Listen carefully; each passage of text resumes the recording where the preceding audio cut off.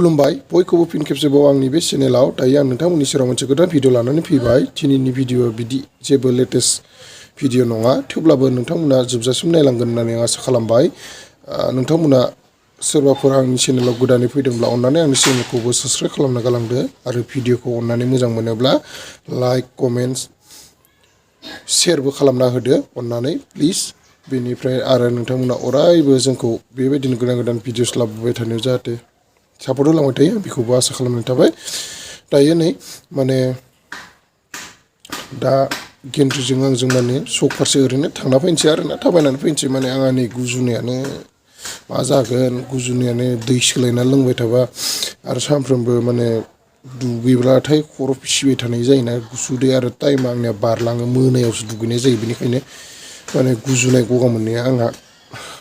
जाफिनलायबाय दा नै बेबायदि कुइसन दा गुजुबाथाय माने गोदनायानो एसे साबाय थायो आरोना मा बुंबावनो आरो गुजुनाया दोंबाय थायो लोगोआव ओमफ्राय नै गेन्द्रिया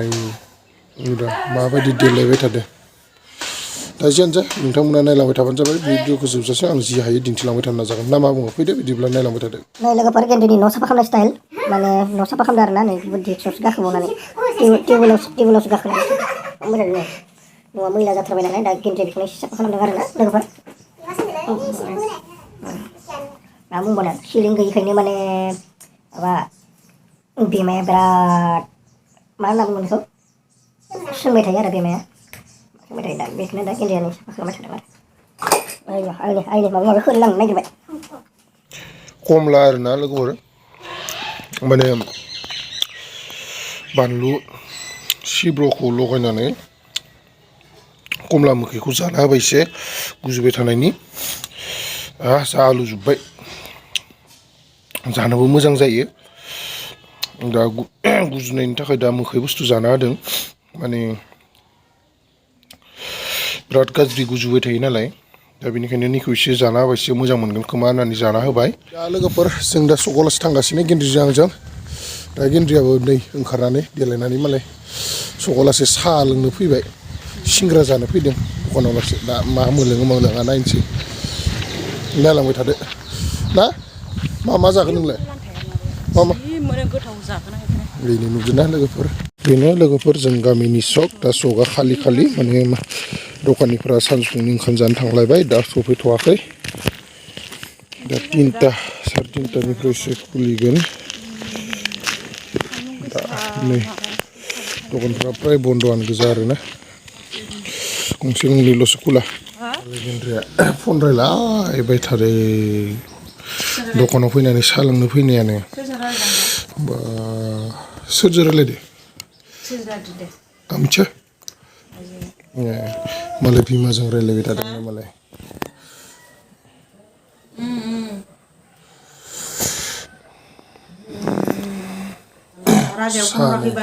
पियाजि साहा माने साहा लोंखानानै सकनिफ्राय दा गामियाव ओरैनो जोंहानि बे हाखर खरसे दं नालाय बेखौनो नायनो होननानै थांगासिनो गेन्द्रिया दाबो बिमाजोंनो फन रायलायखाङा बाबा साहा लोङिनिफ्रायनो दालासे लोंखांनानै दालासे फैबाय थानाय सिगाङावलासे दा आंखौ रायबाय थानाया गेन्द्रिया मानि थाखाय रायजादों रायजालायबाय थायो नै लोगोफोर माने गेन्द्रिया मिक्सार जाबाय आरोना दखाननिफ्राय मिक्सार लाना फैफादोंमोन बेखौनो दा जि जागासिनो मा जागोन जाबाथाय जायो ओरैबायदि मोननै मोनथामसो जाखानो नागिरो फाग्लासो बिनिफ्राय नै नैबेनो जोंहानि हाखरा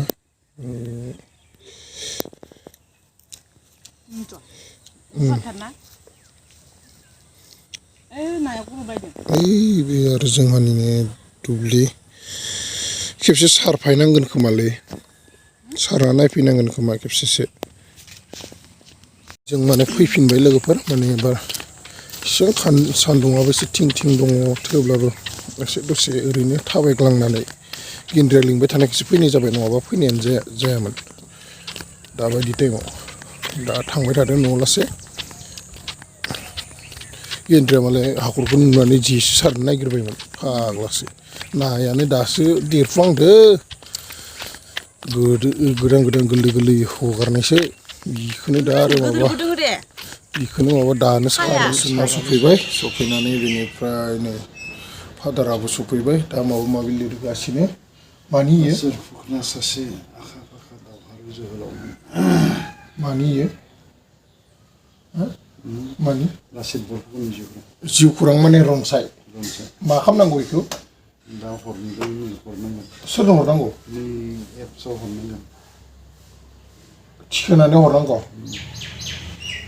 दा गासै मानि थाखाय बिखौ रनसायखौ लिरनांदों खिथाना सोंबाय सरकारा बिदि सरकारा लाचित बरफुकननि जोनोम सान गाबोन लाचित बरफुकननि जोनोम साननो लोगोफोर बिनिफ्राय दा माने गासै दा माने साख्रि मावग्रा गासै फरायसा फरायसुलि आरो लोगोसे साख्रि मावग्रा माबाफोरखौबो माने मावथिफोरखौबो माने बेबायदि रनसायखौ लिरनो होदोंनो आसाम सरकारा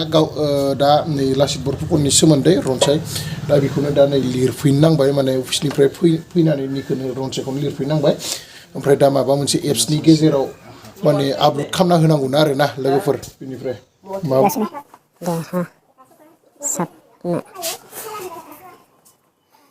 बेसे गोलाव लाइन जानांगोन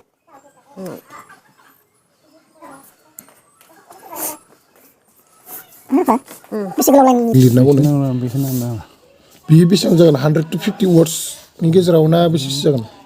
150 200नि सोदोबनि गेजेराव 200 सोदोबनि गेजेराव जानांगौ ना लोगोफोर नै रनसाय दा बिखौ लिरबाय थानो नांदों आरोना दावायाव बियो देरहासारनो हादोंमोन मा बुंनो लोगोफोर सरकारनि फाग्ला नियमफोर माने दा गावसोरनि आसामाव थानायखाय आसामनि माबाखौ लिरनो नांबाय दा मा खालामनो आरो बिदिनोसै मालायनि सिङाव थानांगौ बानाय दा मालायनि जिउ खौरांनि सोमोन्दैसो लिरनांगौ जायो नङाब्लाथ' जोंनि बर'आबोथ' गोबां दावहारु दङ जेरै सोमदोन जोहोलाव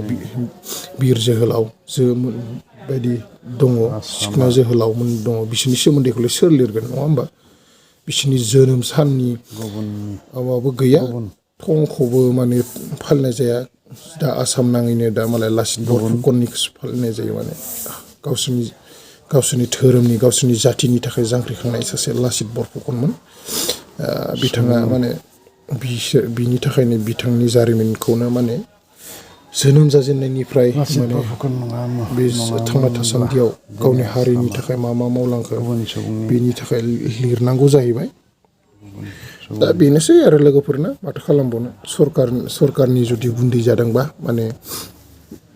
मानिनाबो सोलिनांगौ जायो नङा होमबा बेनोसै नै लोगोफोर माने नैबे जिथु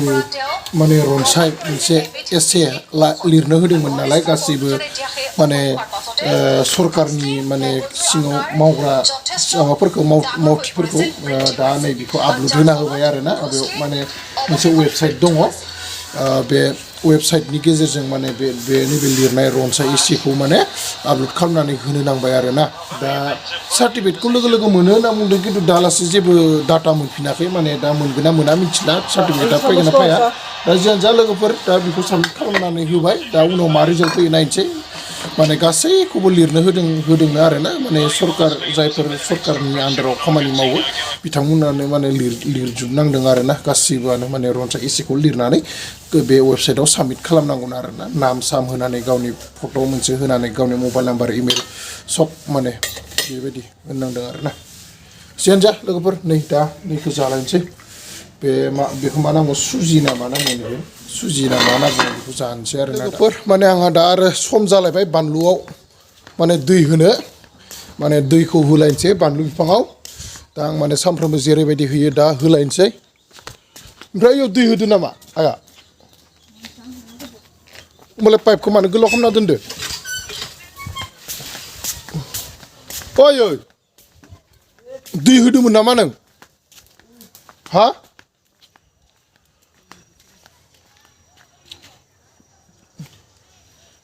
फालौ फुलिखौसो सेस खालामबाय नामालै नोंलाय नै मैगङाव एसे दै होना होदोंमोन या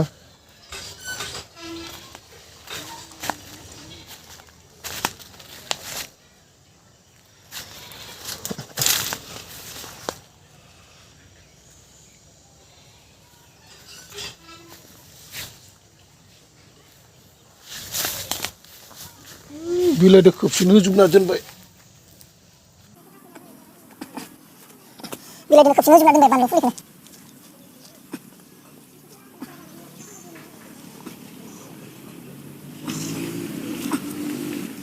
मोजां जाबोथारदों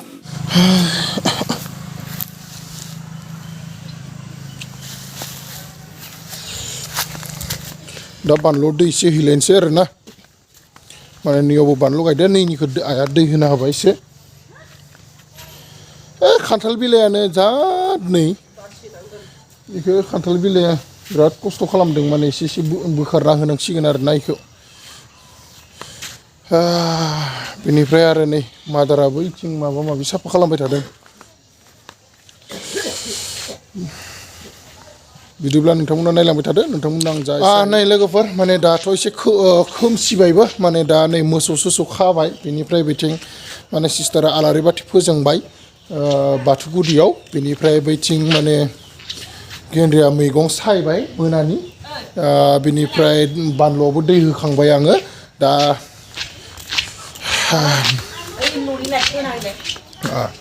बेनिफ्राय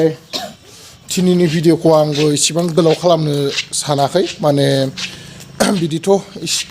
जेबो कन्टेन्ट गैया बा बिदि जेबो माने इन्टारेस्टिं माबा मोनसे दिन्थिनांगौ गैया थेवब्लाबो नोंथांमोनजों माने ओरैनो थास्लायस्लाय